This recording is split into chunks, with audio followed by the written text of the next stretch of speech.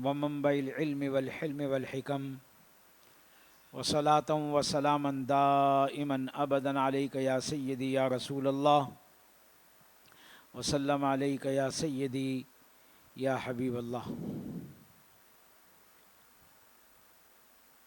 حمد و صلات کے بعد سب سے پہلے اللہ رب العزت کی بارگاہ اقدس میں یہی عاجزانہ التجا اور دعا ہے کہ اللہ جل شانہ اپنے فضل و کرم سے اپنے حبیب مکرم صلی اللہ تعالی علیہ وآلہ وسلم کے صدقے میں اور اپنی بارگاہ کے نیک بندوں سے نسبت کے طفیل ہم گناہ گار بندوں کی اس ماہ مبارک کے اس بابرکت دن کی ان مبارک ساعتوں میں اپنے پاک گھر میں عاجزانہ حاضری کو منظور و مقبول فرمائے اور ہماری حاضری اور نماز جمعہ کو ایسا منظور و مقبول فرمائے کہ اللہ کریم اس کی برکت سے نہ صرف ہماری بلکہ ہمارے والدین کریمین کی، ہمارے اہل و عیال، عزیز و اقارب، دوست احباب اور جملہ اہل ایمان کی کامل اور حتمی بے حساب بخشش و مغفرت فرما دے، آمین ثم آمین۔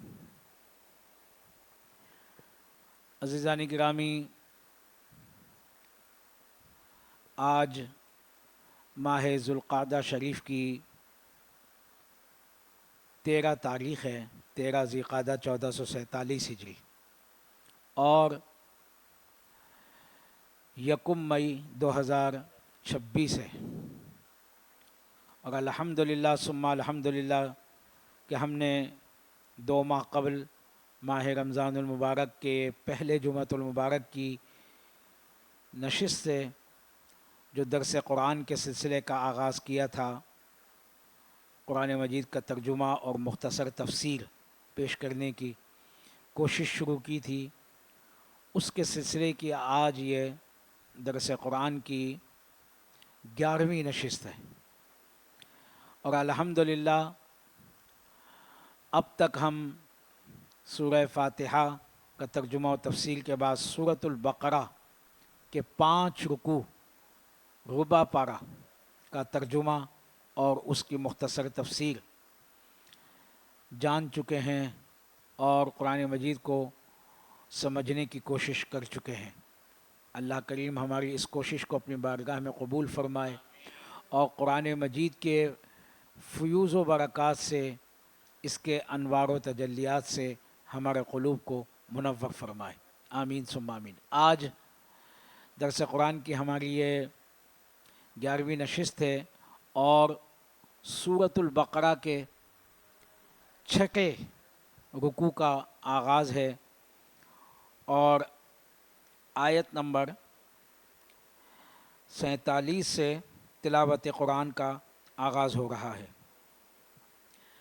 اعوذ باللہ من الشیطان الرجیم، بسم اللہ الرحمن الرحیم۔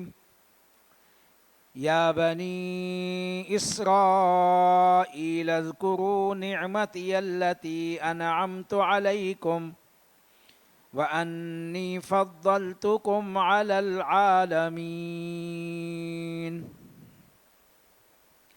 اے یعقوب کی اولاد، یاد کرو میرا وہ احسان جو میں نے تم پر کیا، اور یہ کہ میں نے تمہیں اس سارے زمانے پر فضیلت عطا فرمائی۔ اب یہاں سے 6 رکوع کا آغاز ہو رہا ہے سورۃ البقرہ کے، اور 5ویں رکوع کا آغاز بھی اسی جملے کے ساتھ ہوا تھا کہ یا بنی اسرائیل، اے بنی اسرائیل، اے یعقوب کی اولاد۔ گزشتہ جمعۃ المبارک کی نشست میں وہ رکوع پیش کیا گیا تھا، اس کا ترجمہ و تفسیر میں نے آپ سے عرض کیا تھا کہ اسرائیل یہ اللہ کے برگزیدہ پیغمبر حضرت سیدنا یعقوب علیہ السلام کا لقب، اور عبرانی زبان کا لفظ ہے یہ اسرائیل، اور اس کے معنی ہیں اللہ کا بندہ۔ تو قرآن کریم میں بنی اسرائیل کا لفظ جہاں کہیں استعمال ہوا ہے، اس سے مراد یہ ہے کہ یعقوب کی اولاد، حضرت سیدنا یعقوب علیہ السلام جو کہ بیٹے تھے حضرت سیدنا اسحاق علیہ السلام کے، اور اسحاق علیہ السلام بیٹے تھے حضرت سیدنا ابراہیم خلیل اللہ علیہ السلام کے۔ تو ایک بار پھر اللہ کریم بنی اسرائیل کو مخاطب کرتے ہوئے، بنی اسرائیل کون تھے؟ میں نے عرض کیا تھا آپ سے کہ جو مدینہ منورہ میں یہود آباد تھے وہ بنی اسرائیل کی اولادیں تھیں، اسی قوم سے ان کا تعلق تھا، اور ان سے ہی خطاب ہے براہ راست نبی کریم صلی اللہ تعالیٰ علیہ وآلہ وسلم کے توسط سے کہ اے یعقوب کی اولاد، اے بنی اسرائیل، تم میری اس نعمت کو یاد کرو، اس احسان کو یاد کرو جو میں نے تم پر کی۔ اور پھر اللہ کریم نے فرمایا وَأَنِّي فَضَّلْتُكُمْ عَلَى الْعَالَمِينَ، وَأَنِّي فَضَّلْتُكُمْ عَلَى الْعَالَمِينَ، اور میں نے تمہیں فضیلت دی سارے زمانے والوں پر، سارے جہان والوں پر، تمام جہانوں پر۔ یعنی پہلی نعمت تو اللہ کریم نے، یا پہلا احسان تو انہیں یہ یاد دلایا کہ میں نے تمہیں سارے زمانے والوں پر فضیلت دی، فوقیت دی، برتری دی۔ تو یہاں مفسرین کرام یہ فرماتے ہیں کہ یہ جو فضیلت تھی سارے زمانے والوں پر، یہ اس زمانے کی جو اقوام تھیں، جو لوگ تھے، ان کے مقابلے میں بنی اسرائیل کو فضیلت دی گئی۔ چنانچہ نبی کریم صلی اللہ تعالیٰ علیہ وآلہ وسلم کی تشریف آوری کے بعد اور پھر امت محمدیہ صلی اللہ تعالیٰ علیہ وآلہ وسلم کو اللہ کریم نے بہترین امت قرار دیا، اور ارشاد باری تعالیٰ ہوا کہ کنتم خیر امت اخرجت للناس، کہ تم بہترین امت ہو جو لوگوں کے لیے نکالی گئی ہے، لوگوں پر ظاہر کی گئی ہے۔ یعنی امت محمدیہ صلی اللہ علیہ وسلم کو بہرحال ساری امتوں پر فضیلت اور فوقیت حاصل ہے، لیکن امت محمدیہ سے قبل، حضور نبی کریم صلی اللہ علیہ وسلم کی بعثت سے قبل، آپ کی تشریف آوری سے پہلے بنی اسرائیل کو فضیلت اور فوقیت حاصل تھی۔ اللہ نے انہیں بے شمار انعامات سے نوازا تھا، اور انہی انعامات اور احسانات کو یاد دلایا جا رہا ہے کہ جو بنی اسرائیل اولاد یعقوب مدینہ منورہ میں آباد تھی، ان کو پتہ تھا، وہ انہی کی اولادیں تھیں، کہ اللہ تعالیٰ نے ان پر کیا کیا انعامات کیے اور احسانات کیے۔ اسی رکوع میں آگے جو ہے اگلی آیتوں میں ان احسانات کا تذکرہ بھی آئے گا۔ اس کے بعد آیت کریمہ میں اللہ کریم نے ارشاد فرمایا وَاتَّقُوا يَوْمًا لَا تَجْزِي نَفْسٌ عَن نَفْسٍ شَيْئًا وَلَا يُقْبَلُ مِنْهَا شَفَاعَةٌ وَلَا يُؤْخَذُ مِنْهَا عَدْلٌ وَلَا هُمْ يُنصَرُونَ۔ ارشاد باری تعالیٰ ہوا وَاتَّقُوا يَوْمًا، اور اس دن سے ڈرو، لا تجزی نفس عن نفس شیئا، جس دن کوئی جان کسی دوسرے کی طرف سے بدلہ نہ دے گی، ولا یقبل منہا شفاعہ، اور نہ ہی کوئی سفارش مانی جائے گی، ولا یؤخذ منہا عدل، اور نہ اس سے کوئی معاوضہ لیا جائے گا، ولا ہم ینصرون، اور نہ ہی ان کی مدد کی جائے گی۔ اس آیت کریمہ میں اللہ کریم بنی اسرائیل کو تنبیہ فرما رہا ہے اور انہیں اس دن سے ڈرنے کا حکم دے رہا ہے کہ جب سب اللہ کے روبرو حاضر ہوں گے، قیامت قائم ہوگی، حشر قائم ہوگا، اعمال کا حساب کتاب ہوگا، جزا و سزا کا دن ہوگا، اعمال کی بنیاد پر جنت اور جہنم کا فیصلہ کیا جائے گا۔ تو وَاتَّقُوا یوما، یہاں لفظ یوم، دن، تو مفسرین فرماتے ہیں اس سے مراد قیامت کا دن ہے، کہ قیامت کے دن سے ڈرو۔ پھر قیامت کے دن کے حوالے سے بنی اسرائیل کو کچھ تنبیہات کی جا رہی ہیں کہ لا تجزی نفس عن نفس شیئا، کہ وہ دن ایسا خوفناک ہوگا، ہیبتناک ہوگا اور بدلے کا ہوگا، جزا و سزا کا دن ہوگا کہ جب کوئی جان کسی دوسری جان کے کام نہ آ سکے گی، کوئی نفس کسی دوسرے نفس کا بدلہ نہیں دے سکے گا. یعنی یہ بنی اسرائیل کو تنبیہ کی جا رہی ہے کہ جو اپنی فضیلت پر ناز کیا کرتے تھے کہ ہم اللہ کی پسندیدہ قوم ہیں اور اللہ نے ہم پر بڑے انعامات کیے ہیں، بے شک کیے ہیں، لیکن جب قیامت ان کی نافرمانیاں بھی بہت زیادہ ہیں. اللہ نے ان کو بار بار معاف بھی کیا ہے، ان کی توبہ کو قبول بھی کیا ہے، یہ بھی اللہ کا احسان ہے، اللہ کی نعمت ہے. اور پھر انہیں اس دن بتایا جا رہا ہے کہ جب کوئی کسی کے کام نہیں آ سکے گا.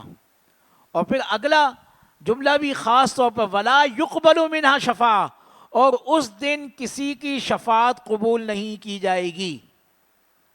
اب یہاں یہ جو ہے نا وَلَا يُقْبَلُ مِنْهَا شَفَاعَةٌ، کسی کی کوئی سفارش قبول نہیں کی جائے گی، یہ بنی اسرائیل سے چونکہ خطاب ہے اور اولاد یعقوب اس کے مخاطب ہیں، اور ان کو قیامت کے دن کے حوالے سے یہ احساس دلایا جا رہا ہے کہ اس دن تمہاری کوئی سفارش، تمہاری کوئی شفاعت اللہ کی بارگاہ میں قبول نہیں کی جائے گی. اب یہیں سے یا اسی قسم کی دوسری کئی آیات سے استدلال کرتے ہوئے کچھ علماء کرام یا کچھ اہل علم حضرات یہ کہتے ہیں جی قیامت کے دن کوئی شفاعت نہیں کر سکے گا، کسی کی سفارش کام نہیں آئے گی. حالانکہ قرآن کریم کی کئی دوسری آیات اور احادیث نبویہ صلی اللہ تعالیٰ علیہ وسلم، ایک نہیں کئی احادیث اس بات پر دلالت کرتی ہیں کہ قیامت کے دن بھی شفاعت کی جائے گی، سفارش کام آئے گی. اور سب سے بڑی شفاعت تو خود نبی کریم صلی اللہ تعالیٰ علیہ وآلہ وسلم کی ہوگی. یعنی اس قیامت کے دن کی سفارش کے لیے کیا ہوگا؟ من ذا الذی یشفع عندہ الا باذنہ، کون ہے وہ جو اس کی بارگاہ میں سفارش کرے الا باذنہ، مگر اس کے اذن سے، اس کی اجازت سے. تو حضور نبی مکرم صلی اللہ تعالی علیہ وآلہ وسلم اللہ کے اذن سے، اللہ کی اجازت سے، اللہ کے حکم سے سفارش فرمائیں گے اور شفاعت فرمائیں گے.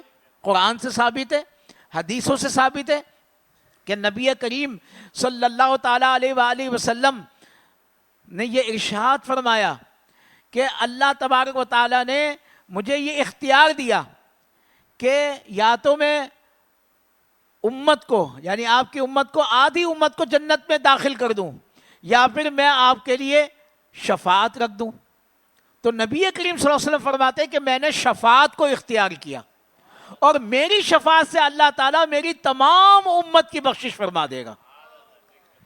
اچھا پھر یہ تو نبی کریم صلی اللہ علیہ وسلم کا مقام و مرتبہ ہے. نبی کریم صلی اللہ تعالیٰ علیہ وآلہ وسلم کی ذات والا صفات کے ساتھ ساتھ احادیث سے یہ ثابت ہے کہ دیگر انبیاء بھی شفاعت کریں گے، ملائکہ بھی شفاعت کریں گے، اولیاء بھی شفاعت کریں گے، علماء بھی شفاعت کریں گے، اور حفاظ کرام بھی شفاعت کریں گے. بلکہ ایک عام جنتی کے لیے ہے، ایک عام جنتی کے لیے کہ ایک ایک جنتی کی سفارش سے اللہ کریم 70 جہنمیوں کو جنت میں داخل فرمائے گا.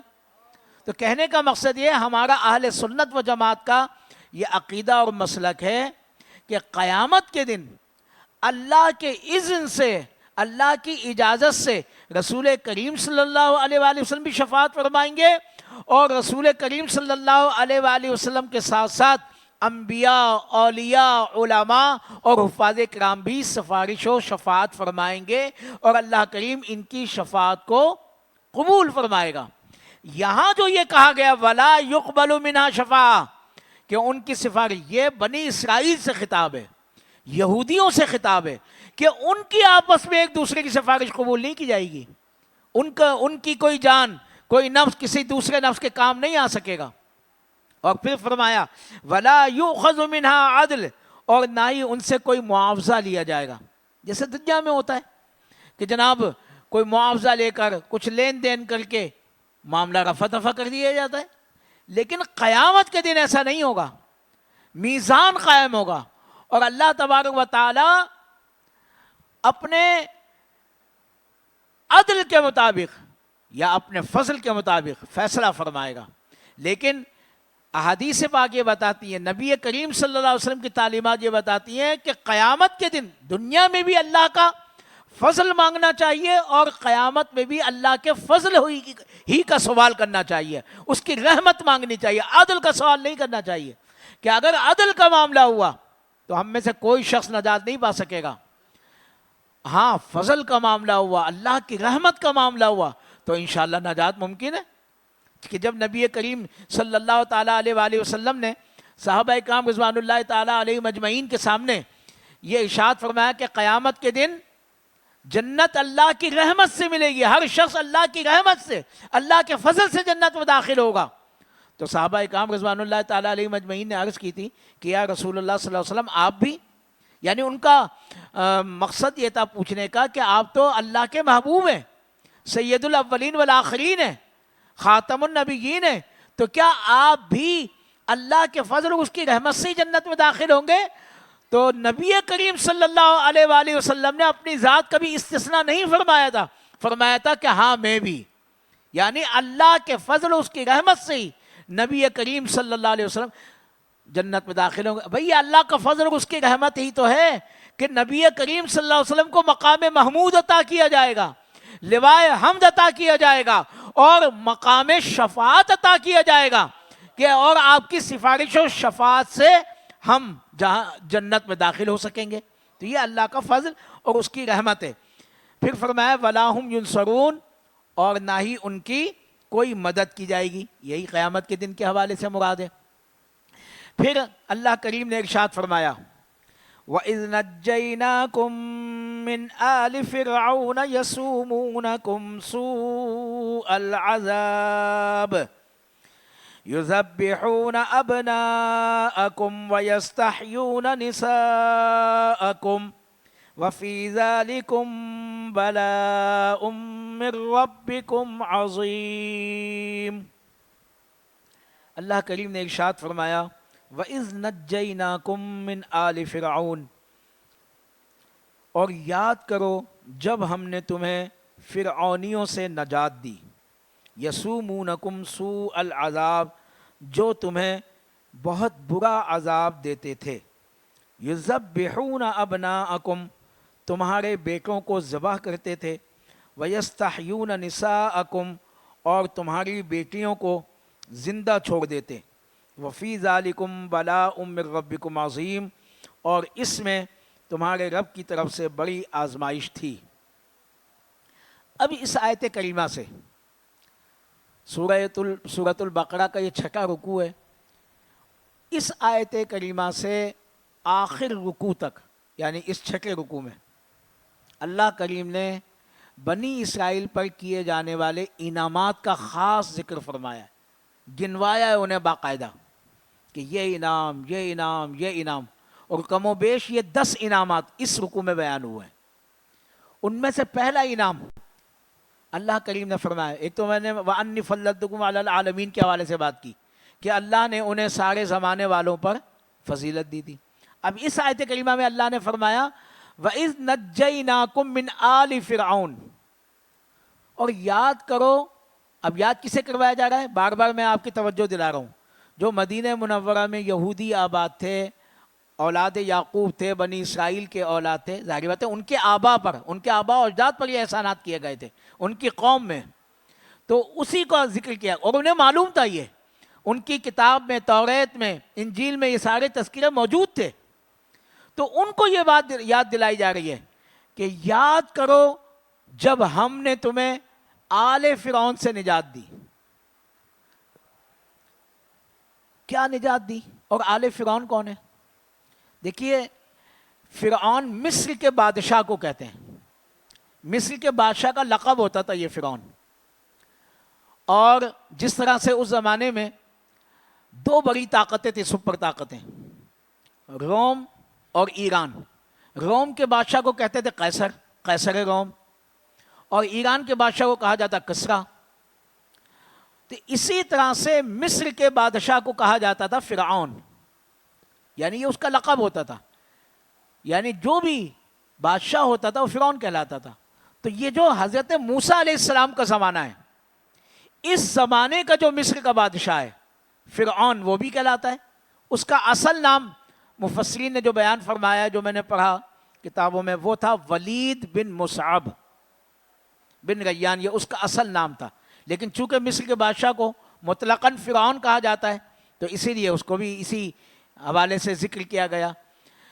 اب نجات من، یاد کرو جب ہم نے تمہیں نجات دی آل فرعون سے، مراد یہ فرعون سے اور فرعون کے جو پیروکار تھے، جو اس کے متبعین تھے، جو اس کے ماننے والے تھے. فرعون خدائی کا دعویٰ کرنے والا تھا، اللہ کا سخت ترین دشمن تھا، اور حضرت موسیٰ علیہ السلام کا دشمن تھا. تو اس سے اللہ تعالیٰ نے نجات دی. اب وہ کیا کرتا، سخت مظالم ڈھاتا تھا. قبطی قوم سے تعلق، قبطی قوم، عمالقہ قوم، یہ مصر کی اقوام ہے، اور ان پر اس کی حکومت تھی. ظلم کیا کرتا تھا وہ بنی اسرائیل پر؟ وہ یہ کرتا تھا، اللہ نے اس کا ذکر فرمایا کہ یسومونکم سوء العذاب، کہ وہ تمہیں بہت برا عذاب دیتے تھے. عذاب کیا تھا؟ کہ ایک تو وہ ان پر سخت مظالم ڈھاتے تھے، کہ سخت ترین مشقت لیتے تھے ان سے، اسرائیلیوں سے، بنی اسرائیل والوں سے، کہ سخت چٹانوں سے پتھر کٹواتے تھے، یعنی سخت ترین مزدوری کا کام. اور اس پر ستم بالائے ستم یہ کہ محنت مزدوری بھی انہی سے، اور پھر ٹیکس بھی انہی سے وصول کیا جاتا تھا. یعنی ان سے غریبوں سے ٹیکس وصول کیا بجبر، اور جو نہیں دیتے تھے ان پر مظالم ڈھائے جاتے تھے، ظلم و ستم کیا جاتا تھا. ان کے ہاتھ گردنوں سے باندھ دیے جاتے تھے، ایک ایک مہینہ تک ان کو اس سزا میں، اور طرح طرح کی بے رحمانہ سزائیں دی جاتی تھیں.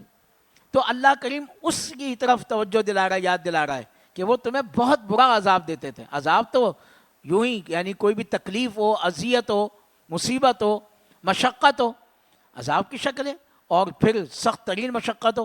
تو اس سے اللہ نے انہیں نجات دی. آگے آ رہا ہے اس نجات کا تذکرہ، کس طرح سے نجات دی. پھر ارشاد فرمایا کہ یذبحون ابناءکم، کہ وہ تمہارے بیٹوں کو ذبح کرتے تھے. اب یہ بیٹوں کو ذبح کرنے سے کیا مراد ہے؟ کہ حضرت موسیٰ علیہ السلام کا جب زمانہ قریب تھا، یعنی حضرت موسیٰ علیہ السلام کی ولادت کا وقت، تو فرعون نے ایک خواب دیکھا کہ بیت المقدس سے ایک آگ آئی، اور اس کا خلاصہ بتا رہا ہوں کہ اس آگ نے سب کچھ جلا کر ختم کر دیا، اس کو، اس کی قوم کو، سوائے بنی اسرائیل کے. جب وہ خواب سے بیدار ہوا، بڑا پریشان ہوا. تو اس نے اس خواب کو اپنے کاہنوں کے سامنے، جادوگروں کو دور تھا، بڑے بڑے جادوگر تھے اس زمانے میں، ان کے سامنے اس خواب کو بیان کیا. تو انہوں نے اس کی تعبیر یہ بیان کی کہ ان قریب ایک لڑکا پیدا ہوگا کہ جو تمہارے خاتمے کا، تمہاری قوم کے خاتمے کا سبب بنے گا، ختم کر دے گا. تو جب اس نے یہ سنا تو اس نے جناب پورا اعلان کرا دیا کہ کسی بھی لڑکے کو زندہ نہ چھوڑا جائے، قتل کر دیا جائے. تو یا اس کے حکم سے ہزاروں کی تعداد میں بچے قتل کر دیے گئے، یہاں تک کہ رحم مادر میں ان کو دنیا میں بھی نہیں آنے دیے گا. بعض ایسا بھی ملتا ہے کہ اس نے انہیں رحم مادر میں ہی ضائع کروا دیا. اور بہت تیزی کے ساتھ جب بنی اسرائیل کے بیٹے ذبح کر دیے گئے، اور وَيَسْتَحْيُونَ نِسَاءَكُمْ، اور وہ تمہاری بیٹیوں کو زندہ چھوڑ دیتے تھے. یعنی لڑکی ہوتی تھی تو اسے زندہ چھوڑ دیتے تھے، اسے نہیں مارتے تھے، لڑکوں کو مار دیتے تھے. اور اس خوف سے مارتے تھے کہ وہ فرعون اور فرعونیوں کے خاتمے کا سبب ہوگا. جب بہت تیزی سے بیٹے قتل کیے جانے لگے، اور اللہ کی مشیت کہ اتنی ہی تیزی کے ساتھ بوڑھے یہاں سے ختم ہونے لگے، دنیا سے جانے لگے، فرعونیوں کے، ان کا خاتمہ ہونے لگا، ان کو موت آنے لگی. تو اس کے مشیروں نے مشورہ دیا کہ اے فرعون، اگر یہی تناسب رہا کہ بوڑھے تیزی سے ختم ہو رہے ہیں، بیٹوں کو تو ہم مار دے رہے ہیں، تمہارے حکم سے ختم کیا جا رہا ہے، قتل کیا جا رہا ہے، تو پھر مرد تو رہیں گے نہیں، عورتیں ہی عورتیں رہ جائیں گی، تو پھر ہماری خدمت کون کرے گا؟ تو اس لیے بہتر یہ کہ آپ اپنے حکم پر نظر ثانی کریں. تو پھر اس نے یہ کیا کہ 1 سال بیکوں کو قتل کیا جاتا تھا، یعنی جو بھی لڑکے ہوتے تھے، اور 1 سال جو ہے وہ چھوڑ دیا جاتا تھا. یعنی کچھ تو افزائش ہو، کچھ تو مرد پیدا ہوں، لڑکے پیدا ہوں. تو جس سال چھوڑ دیا جاتا تھا اس سال حضرت ہارون علیہ السلام پیدا ہوئے جو حضرت موسیٰ علیہ السلام کے بھائی ہیں. اور جس سال حکم وہ بیٹوں کو مارنے کا تھا اس سال حضرت موسیٰ علیہ السلام پیدا ہوئے. لیکن حضرت موسیٰ علیہ السلام کو اللہ تعالیٰ نے کیسے زندگی عطا فرمائی یہ بھی واقعہ بیان ہوا ہے، انشاءاللہ آگے آئے گا کہ اللہ تعالیٰ نے کیسے معجزاتی طور پر حضرت موسیٰ علیہ السلام کی پرورش خود فرعون کے محل میں ہوئی، فرعون کے سامنے ہوئی. فرعون کی بیوی یعنی حضرت موسیٰ علیہ السلام کی پرورش و کفالت کا ذریعہ بنی. اور پھر حضرت موسیٰ علیہ السلام جوان ہوئے، اللہ نے ان کو نبی اور رسول بنایا، اور اللہ کے حکم سے پھر انہوں نے فرعون کا خاتمہ کیا، فرعونیوں کا خاتمہ ہوا. تو اس جانب اشارہ یہ ہے کہ یذبحون ابناءکم ویستحیون نساءکم، اور فرمایا وفی ذالکم بلاء من ربکم عظیم، کہ اس میں تمہارے لیے تمہارے رب کی طرف سے بڑی آزمائش ہی. یقینی بات ہے کہ بھائی جب اولاد بیٹے قتل کر دیے جائیں، بیٹیوں کو زندہ چھوڑا جائے، تو اس سے بڑی آزمائش اور کیا ہوگی بنی اسرائیلیوں کے لیے، لوگوں کے لیے. تو اس طرف اشارہ ہے. پھر اللہ کریم نے ارشاد فرمایا وَإِذْ فَرَقْنَا بِكُمُ الْبَحْرَ فَأَنْجَيْنَاكُمْ وَأَغْرَقْنَا آلَ فِرْعَوْنَ وَأَنْتُمْ تَنْظُرُونَ. ارشاد باری تعالیٰ ہوا وَإِذْ فَرَقْنَا بِكُمُ الْبَحْرَ، اور یاد کرو جب ہم نے تمہارے لیے دریا کو پھاڑ دیا. فَأَنْجَيْنَاكُمْ، تو ہم نے تمہیں بچا لیا. وَأَغْرَقْنَا آلَ فِرْعَوْنَ، اور فرعونیوں کو تمہارے آنکھوں کے سامنے غرق کر دیا. وَأَغْرَقْنَا آلَ فِرْعَوْنَ، اور ہم نے غرق کر دیا آل فرعون کو. وَأَنْتُمْ تَنْظُرُونَ، اور تم دیکھ رہے تھے، یعنی تمہاری آنکھوں کے سامنے. اب اس آیت کریمہ کا پس منظر کیا ہے؟ میں نے عرض کیا کہ جب حضرت موسیٰ علیہ السلام کی ولادت ہو گئی اور مشیت ایزدی سے وہ فرعون کے محل میں بھی پہنچ گئے، فرعون کی جو بیوی تھی اس نے جو ہے پرورش کی اور پروان چڑھایا. پھر اللہ تعالیٰ نے جب حضرت موسیٰ علیہ السلام کو نبوت کا اعلان کرنے کا حکم دیا، آپ نے اپنے نبی ہونے کا اعلان کیا، فرعون کو دعوت دی، توحید کی دعوت دی، اسے نافرمانی کی، آپ کی تکذیب کی اور مظالم ڈھائے. تو پھر اللہ کے حکم سے حضرت موسیٰ علیہ السلام نے بنی اسرائیل کو لے کر مصر سے ہجرت کی، مصر کو چھوڑ دیا، مصر سے کوچ کیا رات کے وقت میں، اور لاکھوں مصریوں کو لے کر وہ مصر سے نکلے، روانہ ہو گئے. جب روانہ ہوئے تو سامنے دریا آ گیا جیسا اللہ کا حکم تھا. جب دریا آ گیا اب بنی اسرائیل پریشان ہوئی کہ اب کیا حکم ہے، اب کیا کریں ہم. تو اللہ کے اذن سے، اللہ کے حکم سے حضرت موسیٰ علیہ السلام نے اپنا عصا دریا پر مارا، اور پھر جس کی برکت سے یہ عصا حضرت موسیٰ علیہ السلام کے معجزات میں سے ایک معجزہ ہے. ان کی جو عصا تھا، لاٹھی تھی، آگے اس کے حوالے سے اور بھی واقعات ہیں قرآن کریم میں اس عصا کے حوالے سے. تو عصا بہت سارے معجزات اس سے رونما ہوئے. ید بیضا حضرت سیدنا موسیٰ علیہ السلام کا معجزہ تھا. تو جب عصا کو دریا پہ مارا تو 12 قبائل تھے حضرت موسیٰ علیہ السلام کی جو قوم تھی بنی اسرائیل ماننے والے، آپ کے پیروکار. اس دریا میں 12 راستے بن گئے، خشکی کے 12 راستے بنے. اور راستے کیسے کہ وہی پانی شیشے کی مانند دیوار بن گیا، یعنی ایک خشکی کا راستہ اور ایک دیوار، پھر خشکی کا راستہ، پھر پانی کی دیوار، پھر خشکی کا راستہ، پھر پانی کی دیوار، یعنی ٹرانسپیرنٹ دیوار. اور اس دیوار میں بھی روشن دان تھے، یوں کہہ لیجیے کھڑکیاں تھیں، موکھلے تھے. کہ وہ 12 قبائل جب راستہ بنا تو اللہ کے حکم سے حضرت موسیٰ علیہ السلام نے اپنے قوم کو حکم دیا کہ ان راستوں سے دریا کو پار کرو. وہ سب ان خشکی کے راستوں سے گزرے اور وہ آپس میں باتیں بھی کرتے تھے، ایک دوسرے کو دیکھتے بھی تھے اور باتیں بھی کرتے جاتے تھے اس دریا سے گزرتے ہوئے، یہاں تک کہ وہ دریا کے پار پہنچ گئے۔ لیکن جب دریا کے درمیان پہنچے ہیں، بحر قلزم یا مصر کا جو اس وقت دریا ہے، غالباً اس کو دریائے نیل، تو جب درمیان میں پہنچے تو فرعون کو جب خبر ہوئی یا کہ بھئی حضرت موسیٰ علیہ السلام اور بنی اسرائیل کی قوم وہ یہاں سے کوچ کر گئے، چلے گئے، تو وہ بھی تعاقب میں روانہ ہوا اپنے درباریوں کو، اپنے لشکریوں کو لے کر، سارا لشکر اس کے ساتھ۔ تعداد کے حوالے سے ایک فگر میرے ذہن میں آیا کہ بھئی 6 لاکھ حضرت موسیٰ علیہ السلام کے ساتھ تھے، 12 لاکھ یہ تھے فرعونی، یعنی ڈبل تعداد ہے، تناسب جو ہے۔ جب درمیان میں حضرت موسیٰ علیہ السلام پہنچے، بنی اسرائیل پہنچی ہے، ادھر سے فرعون دریا کے کنارے پہنچ گیا اپنے لشکریوں کے ساتھ۔ جب اس نے دیکھا کہ دریا میں راستہ بنا ہوا ہے اور بنی اسرائیل وہ حضرت موسیٰ علیہ السلام کی قیادت میں سمندر کو پار کر رہی ہے، تو اس نے بھی اپنے گھوڑے ڈال دیے اور اپنے پیروکاروں کو اس کے اندر چلنے کا حکم دیا۔ تو جب فرعون اور فرعونی آل فرعون اس کے متبعین دریا میں داخل ہوئے، وہ ان کا سفر آگے جاری تھا۔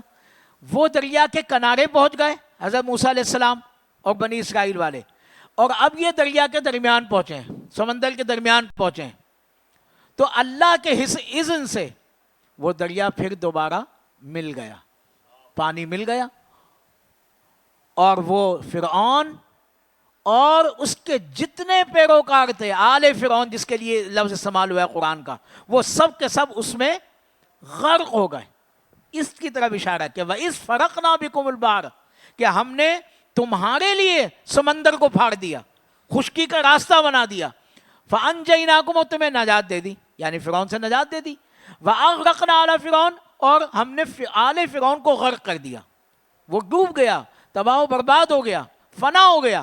وَأَنْتُمْ تَنْظُرُونَ، یہ جو جملہ ہے نا وَأَنْتُمْ تَنْظُرُونَ، یہ ظاہر بات جب وہ سمندر کے کنارے پہنچ گئے تو وہ دیکھ رہے تھے فرعون کے ڈوبنے کا منظر، فرعونیوں کے سمندر میں دریا میں غرق ہونے کا منظر دیکھ رہے تھے، اس طرف اشارہ ہے۔ تو یہ 10ویں محرم تھی، محرم الحرام شریف کی 10 تاریخ تھی۔ تو جب اللہ نے فرعونیوں سے، فرعون سے بنی اسرائیل کو نجات دی، تو انہوں نے شکرانے میں روزہ رکھا، حضرت موسیٰ علیہ السلام نے اور ان کی قوم نے۔ وہ روزہ جب سے چلا آتا تھا، جب مدینہ منورہ نبی کریم صلی اللہ علیہ وسلم پہنچے ہیں تو انہوں نے دیکھا یہود 10 محرم کا روزہ رکھتے ہیں، تو حضور اکرم صلی اللہ علیہ وسلم نے دریافت کیا تو انہوں نے یہ بتایا اس واقعے کی طرف کہ بھئی ہم اس شکرانے میں روزہ رکھتے ہیں کہ اللہ تعالیٰ نے ہمیں فرعون سے، فرعون کے مظالم سے نجات عطا فرمائی، فرعون کو غرق کر دیا۔ تو حضرت موسیٰ علیہ السلام نے روزہ رکھا، ان کی قوم نے یعنی ہمارے آباء و اجداد نے روزہ رکھا، تو ہم بھی انہی کی پیروی میں یہ روزہ رکھتے ہیں۔ تو حضور اکرم صلی اللہ علیہ وسلم نے کیا ارشاد فرمایا تھا؟ فرمایا تھا کہ ہم اس کے زیادہ حقدار ہیں۔ تو چنانچہ آپ نے خود بھی روزہ رکھا 10 محرم کا، اور صحابہ کرام رضوان اللہ تعالیٰ علیہم اجمعین کو بھی اس کی تعلیم کی۔ ساتھ ساتھ یہ ارشاد فرمایا کہ وہ 10 محرم کا روزہ رکھتے ہیں، ایک دن کا، تم 9 اور 10 کا رکھو یا 10 اور 11 کا رکھو، یعنی ایک دن ملا لو، پہلا ملا لو یا بعد والا ملا لو، تاکہ یہود کی مخالفت لازم آ جائے۔ تو یہ اب یہاں کچھ باتیں معلوم ہوئی۔ دیکھیے پہلی بات تو یہ معلوم ہوئی کہ جب اللہ تبارک و تعالی کسی مصیبت سے، ظلم سے نجات عطا فرمائے تو اس کے شکرانے کا ایک طریقہ ہے روزہ رکھنا، اور یہ نبیوں کی سنت ہے، حضرت موسیٰ علیہ السلام کی سنت ہے کہ انہوں نے روزہ رکھا، اور حضور نبی کریم صلی اللہ علیہ وسلم نے اس عمل کی توثیق فرمائی، خود بھی روزہ رکھا اور اپنے صحابہ کو، امت کو بھی اس کی تعلیم دی۔ یعنی یہاں سے انبیاء کے عمل کو اللہ تبارک و تعالیٰ کی بارگاہ سے پسندیدگی کی سند ملی اور امت کو تعلیم ملی۔ پھر اس کے بعد اللہ کریم نے ارشاد فرمایا وَإِذْ وَاعَدْنَا مُوسَىٰ 40 لَيْلَةً ثُمَّ اتَّخَذْتُمُ الْعِجْلَ ثم اتخذتم العجل من بعده وأنتم ظالمون وَإِذْ وَاعَدْنَا مُوسَىٰ 40 لَيْلَةً، اور یاد کرو جب ہم نے موسیٰ سے 40 راتوں کا وعدہ فرمایا. ثُمَّ اتَّخَذْتُمُ الْعِجْلَ، پھر اس کے پیچھے تم نے بچھڑے کی پوجا شروع کر دی. وَأَنْتُمْ ظَالِمُونَ، اور تم واقعی ظالم تھے. اب یہاں پر ایک اور نعمت کا ذکر ہو رہا ہے، اور حضرت موسیٰ علیہ السلام کے حوالے سے خاص طور پر بنی اسرائیل کو یاد دلایا جا رہا ہے کہ یاد کرو جب ہم نے موسیٰ سے 40 راتوں کا وعدہ لیا. اب یہاں مراد کیا ہے کہ حضرت موسیٰ علیہ السلام پہلے 30 دن کی بات تھی، 1 مہینے کی، اور پھر اس کے بعد 10 دن اس میں بڑھا دیے گئے، وہ 40 راتیں ہو گئیں. اور کہتے ہیں یہ جو 40 راتیں ہیں یہ والی، یہ ماہ ذی قعدہ شریف جاری ہے نا، تو پورا ماہ ذی قعدہ شریف اور ماہ ذوالحجہ کے ابتدائی 10 دن، یہی 40 دن ہیں، 40 راتیں ہیں ان مہینوں کی، ماہ ذی قعدہ اور ماہ ذوالحجہ شریف، کہ جب حضرت سیدنا موسیٰ علیہ السلام اللہ کے حکم سے کوہ طور پر تشریف لے گئے اور اپنے پیچھے اپنی قوم میں اپنے بھائی حضرت سیدنا ہارون علیہ السلام کو محافظ و نگہبان بنا کے گئے، ذمہ دار بنا کے گئے کہ ان کے نگرانی اور نگہبانی کرنا. اب جب وہاں گئے تو حضرت موسیٰ علیہ السلام کی قوم نے ان کے پیچھے نافرمانی کی، حضرت سیدنا ہارون علیہ السلام کی بات نہیں مانی. ایک شخص تھا، اس نے ایک سونے جواہرات کا بچھڑا بنایا، اس کا مجسمہ بنایا پہلے بھائیوں کے لیے، پھر اس میں روح پھونک دی، وہ زندہ بھی ہو گیا، پھر اس کی پرستش شروع ہو گئی، یعنی اس کی پوجا شروع کر دی. یہ ثم اتخذتم العجل من بعد، پھر اس کے بعد تم نے بچڑے کو معبود بنا لیا. وانتم ظالمون، ظاہری بات ہے اللہ کے علاوہ کسی کی پرستش کی جائے، پوجا کی جائے، عبادت و بندگی کے لائق سمجھا جائے تو اس سے بڑا ظلم تو کوئی ہو ہی نہیں سکتا. تو انہوں نے یہ اپنی جانوں پر ظلم کیا کہ حضرت سیدنا موسیٰ علیہ السلام کے پیچھے یہ عمل انہوں نے کیا. اس کے حوالے سے آگے بھی تذکرہ آئے گا کہ اور پھر اللہ تبارک، جب حضرت سیدنا موسیٰ علیہ السلام واپس تشریف لائے اور انہوں نے اپنی قوم کو اس شرک میں، اس کفر میں مبتلا دیکھا تو سخت ناراض ہوئے، غصہ کیا اور ان کو تنبیہ کی. تو اللہ تبارک و تعالیٰ کے اذن سے پھر اگلی آیتوں میں ذکر ہے اس بات کا کہ کس طرح سے اس جرم کی تلافی ہوئی، کہ جنہوں نے، کچھ لوگ تھے کہ جنہوں نے حضرت سیدنا ہارون علیہ السلام کی بات مانی، اس شرک میں، کفر میں مبتلا نہیں ہوئے، لیکن ہزاروں لوگ مبتلا بھی ہو گئے. تو اللہ کے اذن سے پھر جن لوگوں نے بچڑے کی پرستش کی تھی ان کو قتل کرنے کا حکم دیا، اور ان لوگوں کے ذریعے قتل کروایا گیا کہ جو اس شرک و کفر میں مبتلا نہیں ہوئے تھے، یعنی اپنی ہی قوم کے لوگوں نے اپنی ہی قوم کے لوگوں کو قتل کیا. فَاقْتُلُوا أَنفُسَكُمْ آگے آئے گا کہ اپنی جانوں کو قتل کرو. مراد یہ کہ جنہوں نے نافرمانی کی ان کو قتل کیا جائے، اور جنہوں نے نہیں کی وہ ان کو قتل کریں. تو انہوں نے اس کفارے کو قبول کیا اور قتل ہو گئے، یہاں تک کہ ایک دن میں 70,000 جو ہے وہ بنی اسرائیلی مارے گئے. لیکن پھر اللہ تعالیٰ نے حضرت موسیٰ علیہ السلام کی سفارش پر، ان کے تضرع و گریہ و زاری پر ان کے لیے معافی عطا فرمائی. اس معافی کا ذکر ہے اگلی آیت میں کہ ثم عفونا عنکم من بعد ذلك لعلکم تشکرون. فرمایا پھر اس کے بعد ہم نے تمہیں معافی عطا فرما دی تاکہ تم شکر ادا کرو. یعنی اس عمل کے بعد، اس شرک و بچڑا پرستی کے بعد اللہ تعالیٰ نے حضرت موسیٰ علیہ السلام کی سفارش پر، اور انہوں نے اس کی تلافی کے لیے جو سزا تھی اس کو قبول کر لیا، تو اللہ تعالیٰ نے ان کی معافی کو قبول فرمایا اور ان کو معاف فرما دیا، اور تاکہ وہ شکر گزار بن جائیں. تو وقت تمام ہو گیا. آج ہمارا یہ سورۃ البقرہ کا 6واں رکوع جاری ہے. بنی اسرائیل پر کیے جانے والے انعامات اور احسانات کا تذکرہ ہو رہا ہے. حضرت سیدنا موسیٰ علیہ السلام اور ان کی قوم کا تذکرہ جاری ہے۔ اللہ کریم سے التجا اور دعا ہے کہ اللہ جل شانہ ہمیں قرآن مجید کو صحیح معنوں میں سمجھنے کی، پڑھنے کی اور اس کی تعلیمات پر عمل پیرا ہونے کی توفیق سعید عطا فرمائے۔ آمین ثم آمین۔